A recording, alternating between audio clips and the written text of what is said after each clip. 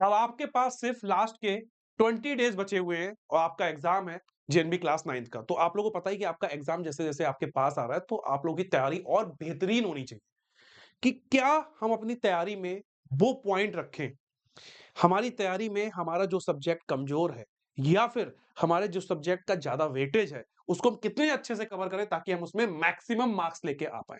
तो आज हम लोग बात करने वाले मैथ्स की कि जो आपके मैथ्स के 35 क्वेश्चंस आते हैं और वो 35 के 35 क्वेश्चंस आप सही करो, 35 आउट ऑफ 35 मार्क्स लेके आओ, मैथ्स के पूरे क्वेश्चन सही करो। तो उसकी आपके लिए लास्ट या आप कह सकते हो कि जो आखिरी मौका है वो कैसा रहना चाहिए, उसकी तैयारी को बेहतरीन करने के लिए मैं क्या क्या चीजें ध्यान में रखनी समझते हैं।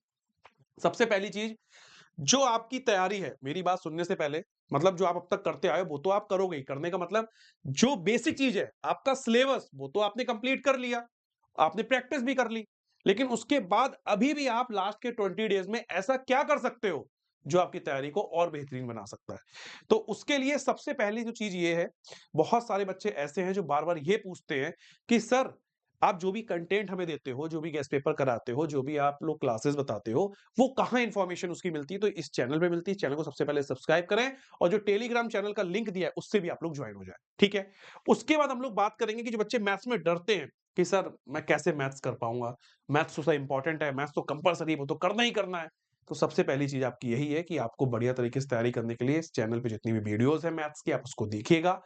और जो बच्चे कहते हैं कि सर क्या एक साथ सारे क्वेश्चंस मिल जाएँ, एक साथ सारा कंटेंट मिल जाए, उसके लिए मेरी 12 आवर वाली जो मैराथन है उसको आप लोग देखिएगा, वहाँ से आपकी बहुत हेल्प हो जाएगी। या आप ये कह सकते हो कि लास्ट टाइम में आपका एक पूरा क्विक रिवीजन हो जाएगा। तो उसके लिए आपको मैराथन को ज़रूर देखना है। बाकी मैराथन का जो लिंक है वो भी मैं आपको डिस्क्रिप्शन में लगवा दूँगा, ठीक है।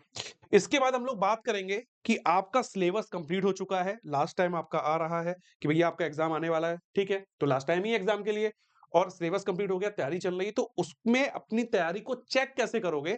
तो सबसे पहली चीज़ ये है कि आप लोग अपनी प्रैक्टिस कर रहे होगे, गेस्ट पेपर लगा रहे हो, लेकिन साथ ही साथ आपको अपनी तैयारी को जज करने के लिए और बेहतरीन मौका मिल रहा है, वो क्या है? All India mock test. और ये जो ऑल इंडिया मॉक टेस्ट है, ये आपका 1 जनवरी से कंटिन्यू चल रहा है, 31 जनवरी तक चलेगा और जो इसकी टाइमिंग है, वो डेली होता है ये। कितने बजे? 3 बजे। तो जब ये डेली 3 बजे होता है, तो आप अपनी तैयारी को वहाँ पे चेक कर सकते हो। ये आईएमटी कंप्लीट है, मतलब सारे सब्जेक्ट इसमें होते हैं। तो अगर आपको लगता है कि मैं सारा सब्जेक्ट दूँ तो बहुत अच्छी बात है। अगर आपको लगता है नहीं मुझे मैथ्स की ज़्यादा प्रैक्टिस करनी है तो आप मैथ्स के भी क्वेश्चंस में आराम से दे सकते हो। ठीक है। अब ये होगा कहाँ? जो बच्चे पहले से देते आ रहे हैं बहुत अच्छी बात है, उनके पास वेदा अकेडमी एप्लीकेशन फ़ोन में है, बहुत बढ़िया। जो बच्चे नए हैं, जो कहते हैं कि नहीं सर अभी मैं स्टार्ट करूँगा, तो उनके लिए वेदा अकेडमी एप्लीकेशन का जो ये एप्लीकेशन का क्यूआर है, इसको आप लोग स्कैन करके वेदा अकेडमी एप्लीकेशन को डाउनलोड कर सकते हैं और वहाँ पे जाके होम पेज पे बेसिक डिटेल फिल करके आप इस एआईएमटी से जुड़ सकते हैं और अपनी प्रैक्टिस को जान सकते हैं कि मैं किस तरह से क्वेश्चन अटेम्प्ट करता हूँ, क्वेश्चंस का लेवल है, प्लस आप ये देख सकते हो कि मैं कितने टाइम में उस क्वेश्चंस को कर पा रहा हूँ, ये सारी चीज़ें वहाँ से आपको हेल्प करने वाली है। ठीक। सेकंड चीज़ है मॉडल पेपर। प्रैक्टिस आपकी हो गई। मॉडल पेपर अगर बच्चों ने परचेज़ नहीं करे हैं, तो मैं ये कहूँगा कि ज़्यादा नहीं आपको 10 मॉडल पेपर परचेज़ कर लेने चाहिए क्योंकि अभी भी टाइम है कि आपके मॉडल पेपर आप तक पहुँच सकते हैं। ठीक है? ज़्यादा नहीं 10 मॉडल पेपर आप परचेज़ कर सकते हो। 10 मॉडल पेपर से ही आप अपनी प्रैक्टिस को जस्ट तो कर ही लोगे एटलीस्ट। ठीक है। उसके बाद हम लोग बात करेंगे अपने जो न्यू सिलेबस आपका चल रहा है, जो आप लोग सिलेबस कंप्लीट कर चुके हैं, उसमें किस तरह से क्वेश्चन्स आते हैं और किस चैप्टर के कितने क्वेश्चन बनने की संभावना रहती है। देखो, सबसे पहली चीज़ मैं आपको बताऊँ कि आपको जो पहला चैप्टर है आपका रेशनल नंबर। रेशनल नंबर से आपके जो क्वेश्चंस बनते हैं, बेसिक रेशनल नंबर क्या होते हैं, रेशनल नंबर की जो बेसिक प्रॉपर्टीज होती हैं, उस पे आपको ध्यान रखना है कि एसोसिएटिव प्रॉपर्टी क्या होती है, कम्यूटेटिव प्रॉपर्टी क्या होती है, डिस्ट्रीब्यूटिव प्रॉपर्टी क्या होती है, ठीक है। उसके बाद 2 रेशनल नंबर दिए, उसके बीच में हम रेशनल नंबर को कैसे निकाल सकते हैं, वो आपको आना चाहिए। रेशनल नंबर से रिलेटेड बनने वाले जितने क्वेश्चंस हैं कि 2 रेशनल नंबर का गुणनफल इतना है, 2 रेशनल नंबर को डिवाइड करेंगे तो इस तरीके की चीजें आ रही हैं, कोई वैल्यू एक्स बताओ। उस तरह के सारे क्वेश्चन रेशनल नंबर में पूछे जाते हैं और कभी-कभार जो आपका एलसीएम वाला कॉन्सेप्ट है, एलसीएम और एचसीएफ में जो रिलेशन वाला जो कॉन्सेप्ट है, वो भी आपके रेशनल नंबर में पूछ लिया जाता है।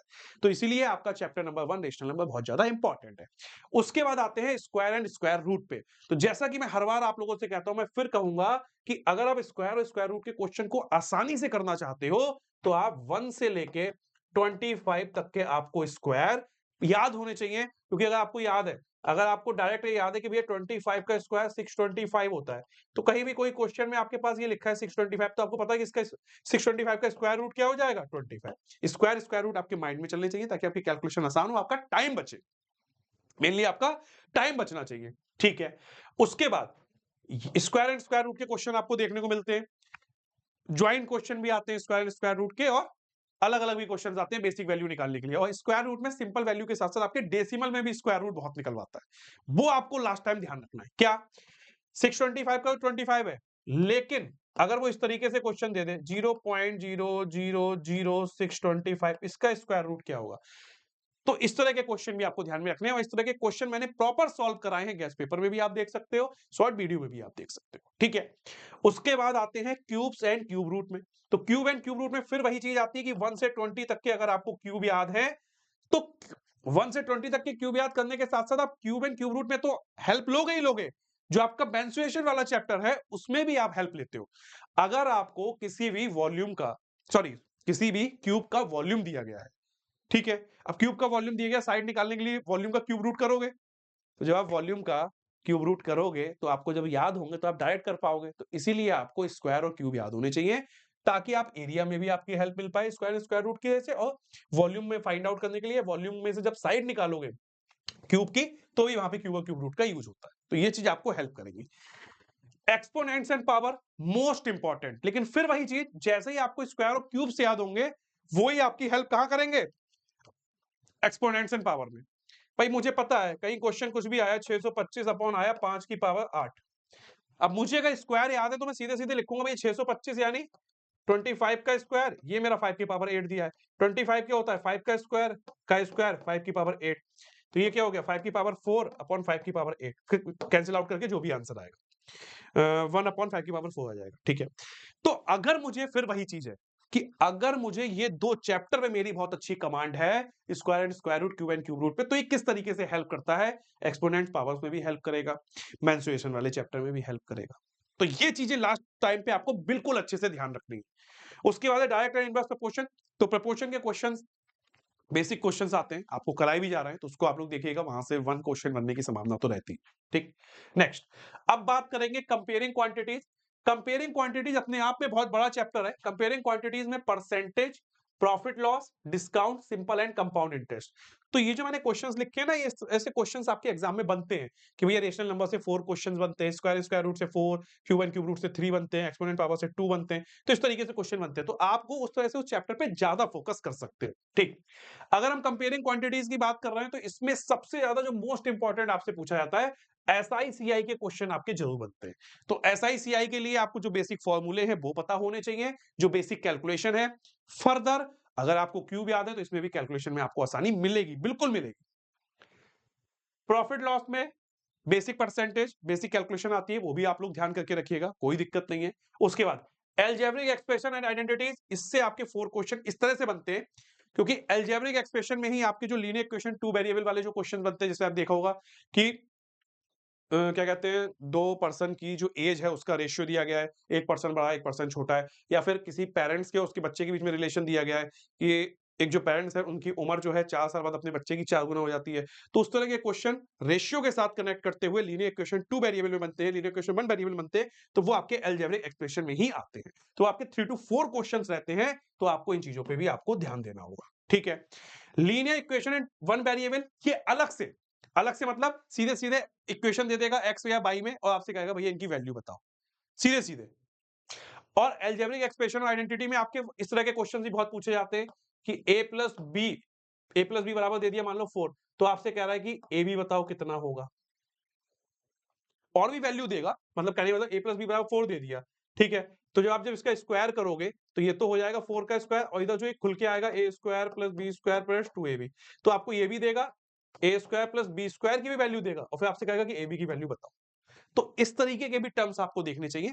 सब चीजें प्रैक्टिस करा रखी है, बस ये है कि आप उन पे किस टर्म पे ज्यादा फोकस करो, लास्ट टाइम पे उन चीजों की ज्यादा प्रैक्टिस करो, ताकि आपका एग्जाम अच्छा हो, ठीक।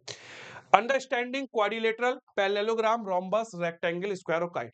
और एक बात ध्यान रखना, ऐसा मत करना कि हमेशा कैलकुलेशन के चक्कर में पड़ो। मैंने आपसे पहले भी बोला है कि आप लोग प्लीज प्रॉपर्टीज का, रूल्स का रूल्स का भी ध्यान रखें, क्योंकि आपके एग्जाम में थ्योरेटिकल क्वेश्चंस भी आते हैं। सीधे सीधे पूछ सकता है कि जो क्वाड्रिलेटरल है उनके इंटीरियर एंगल्स का सम क्या होगा, तो वो चीजें आपको ध्यान में रखनी है। रोम्बस कि रोम्बस के बारे में 4 पॉइंट दे दिए। अब 3 पॉइंट सही है, 1 गलत है, तो पूछ रहा है कि रोम्बस के बारे में कौन-सा गलत है, कौन-सा असत्य है। तो इस तरह के क्वेश्चंस पे आपको ध्यान रखना है। स्क्वायर की प्रॉपर्टीज दे सकता है, वर्ग की प्रॉपर्टीज मतलब स्क्वायर मतलब वर्ग की प्रॉपर्टीज दे सकता है, पैरेललोग्राम की प्रॉपर्टी दे सकता है। इस तरह से आपको ध्यान रखना है कि अंडरस्टैंडिंग क्वांटिटेटिव में हमें इनकी प्रॉपर्टीज पे भी ध्यान रखना है और हमें इन क्वेश्चन पे भी ध्यान रखना है कि रोम्बस दिया गया है, रोम्बस का एरिया निकालना है। उसका फॉर्मूला होता है रोम्बस के एरिया का 1/2 इंटू d1 इंटू d2 यानी दोनों डायगोनल। तो दोनों डायगोनल में से एक डायगोनल दे दिया, रोम्बस का एरिया दे दिया, दूसरा डायगोनल निकालो।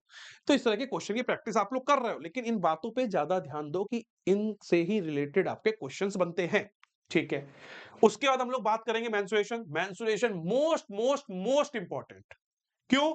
आपके surface area, volume, cube, cuboid, cylinder के 5 से 6 क्वेश्चंस बनते हैं, तो उस पे आपको ज्यादा जोर देने की जरूरत है। आपको स्क्वायर, भाई ये तो मैंने अंडरस्टैंडिंग कोऑर्डिनेटर में ही बता दिया, पैरेललोग्राम, स्क्वायर, काइट, इनका तो आपको पता ही होना चाहिए एरिया वगैरह।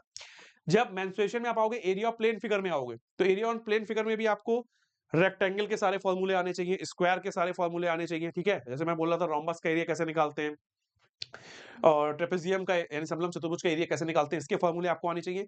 फिर आप आते हो जब 3D में, surface area and volume of cube में, तो उसमें आपको क्यूब के सारे फॉर्मूले आने चाहिए कि वॉल्यूम क्या होता है, सरफेस एरिया टोटल मतलब total surface area, lateral surface area क्या होता है। फिर क्यूबॉइड के सारे फॉर्मूले आने चाहिए, क्यूबॉइड का volume, lateral surface area, total surface area, diagonal कैसे निकलता है, ठीक है? स्पेयर का फॉर्मूला होना चाहिए, ठीक?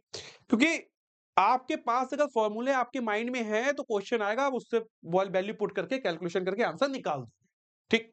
इसीलिए ये चैप्टर इंपॉर्टेंट हो जाता है, सिलेंडर का फॉर्मूला जरूर आता होना चाहिए, ठीक? डेटा हैंडलिंग में बार ग्राफ से क्वेश्चन आता है, पाई चार्ट से क्वेश्चन हमेशा देखने को मिला, तो पाई चार्ट की आप प्रैक्टिस बढ़िया तरीके से करें। मैं फिर वही बात कहूंगा कि जो मैंने मैराथन कराई थी, वो मैराथन को आप लोग देखिएगा जाके, उसमें सारी चीजें कंबाइंड फॉर्म में आपको मिल जाएंगी। ऑर्गेनाइजिंग डाटा, प्रोबेबिलिटी, प्रोबेबिलिटी से भी हमेशा 1 या फिर 2 क्वेश्चन आपको हमेशा देखने को मिल जाएंगे। तो ये लास्ट टाइम पे आप इन चैप्टर्स पे ध्यान दो, जो मैंने टर्म्स बोले हैं उन बातों पे मेरी ध्यान दो। प्लस फिर से कहूंगा, वेद एकेडमी एप्लीकेशन को डाउनलोड करके रखिएगा। जो वेद एकेडमी एप्लीकेशन का जो फ्री कंटेंट है, जो मोस्ट इंपॉर्टेंट क्वेश्चंस हैं, जो आपके आप डाउट भेज सकते हो, वो आप लोग वेद एकेडमी एप्लीकेशन को डाउनलोड करके उनका यूज जरूर करिएगा, ठीक है? और परेशान नहीं होना है, क्योंकि अब देखो पूरा साल निकल गया, अब आपका एग्जाम आने वाला है। तो आप ऐसा थोड़ी ना करो कि आप बिल्कुल आ जाओ भैया, आप सिलेबस निकाला है, आप शुरू से पढ़ाई करेंगे, ऐसा थोड़ी ना होगा।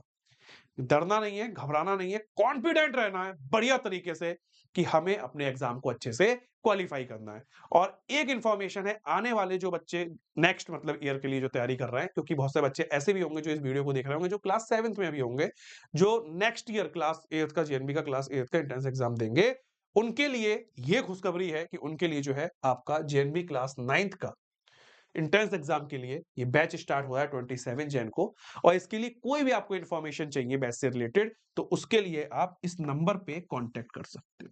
इस नंबर पे आप कांटेक्ट करिएगा कि हमारा बैच की ड्यूरेशन क्या है, क्या टाइमिंग रहने वाली है, कैसे हम तैयारी करेंगे, क्या-क्या चीज़ें पढ़ाई जाएँगी, क्या-क्या चीज़ें आपके एग्जाम में के लिए जो इम्पोर्टेंट है, वो किस तरीके से कंप्लीट कराई जाएँगी, उसकी आप सारी इन्फॉर्मेशन इस नंबर पे कंफर्म करके ले सकते हैं। तो थैंक यू सो मच बच्चों, मिलते हैं नेक्स्ट वीडियो में। ध्यान रखिएगा अपना, कॉन्फिडेंट रहिएगा, बिल्कुल घबराना नहीं है, बढ़िया तरीके से पेपर करना है।